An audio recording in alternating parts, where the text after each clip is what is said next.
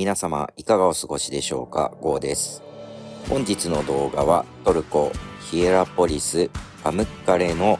旅行の様子をお送りいたします。ただいまご覧いただいていますこちら過去動画になりますが、こちらの動画パムッカレの様子を短編でお送りいたしております。ご視聴がまだの方はぜひ概要欄の URL からご視聴いただきたいと思います。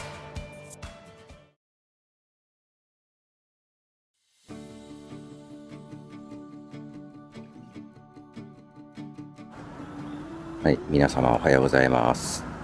ただいま時刻はトルコ時間の5時半、朝5時半ぐらいです。今日は昨日疲れていてすぐホテルで寝てしまい、朝起きたのが4時頃でした。今ちょっと、今日の出発準備をした後に今ホテルのロビーを出まして玄関前へ来ています。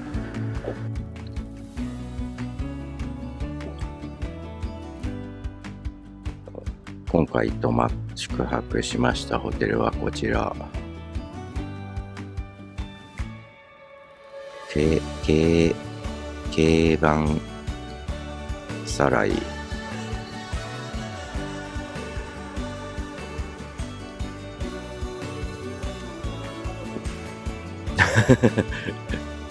早いじゃないですかはい、ただいまの方とも、仲良くなり、たくさんお話をして楽しい旅の友ができました。ホテルではご覧のような朝食をいただきまして、トルコの、朝ごはんをいただきました。トルコの方は日の出がちょっと日本と比べたら遅くて、結構何時頃かな、7時とかそのぐらいでもちょっと薄暗い感じでした。朝食の後しばらくバスに揺られて、途中お昼ご飯をいただきました。僕的には今回いただいた、こちらのご飯コフタかな、こちらの、食事がとても口に合いました。でここからまたしばらく、バスに揺られて移動となります。バスに、ずっと揺られまして、この日は結構な長い距離をバスで移動しました。移動した先でこのような石灰棚、山肌が白く変わっているところが徐々に見えてきまして、いよいよ、パムッカレ石灰棚に近づいてきました。到着しまして中を歩いて進んでいきますと、このような遺跡のようなところが最初に見えてきました。このような遺跡を見ながら、先に進みますと、石灰棚がありました。こちらのパムッカレはデニズリの北19キロのところにある、広大な石灰質の大地ということでした。非常に濃度の高い炭酸塩と石灰を含んだ35度の、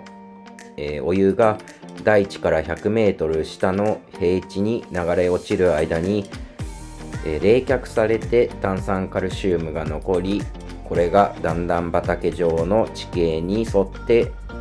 まるで水の流れるような石灰棚を形成しました。自然の作り上げた頑丈な縁のあるハスの葉状の白い水盤が続くこの地は、昔から綿の産地であったことに加え、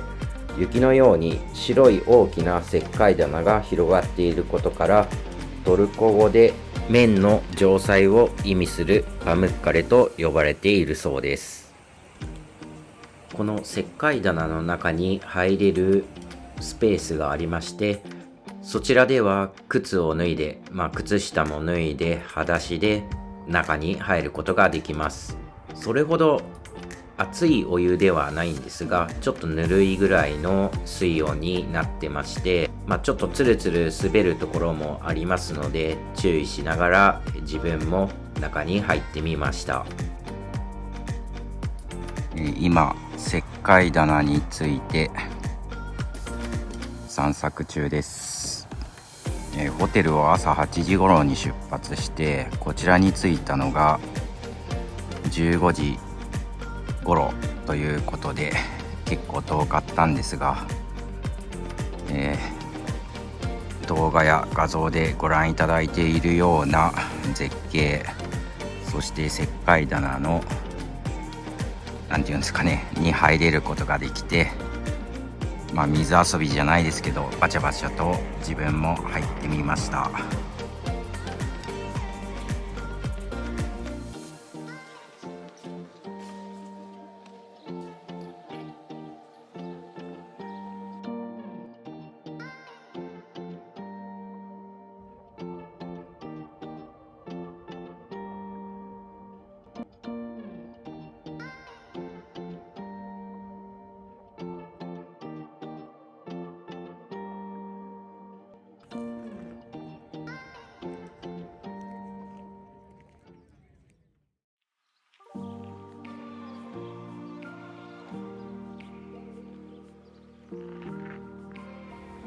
このようなヒエラポリス、そしてパムッカレの石灰棚を見学しまして、次はホテルへ向かいます。ホテルはこちらのパムッカレのこの石灰棚の場所から本当に5分10分ぐらいのところで、リゾートホテルでとても、いいホテルでした。ロビーにはこのような薪ストーブもありまして、本物の薪が燃やされてまして、とても雰囲気のいいホテルでした。夕食の時にはこのようなバンド演奏といいますか、歌もありまして、とても楽しめた旅行2日目になりました。本日の動画は以上になります。次回の動画ではトルコ旅行、トルコ現地の3日目の様子をお伝えいたします。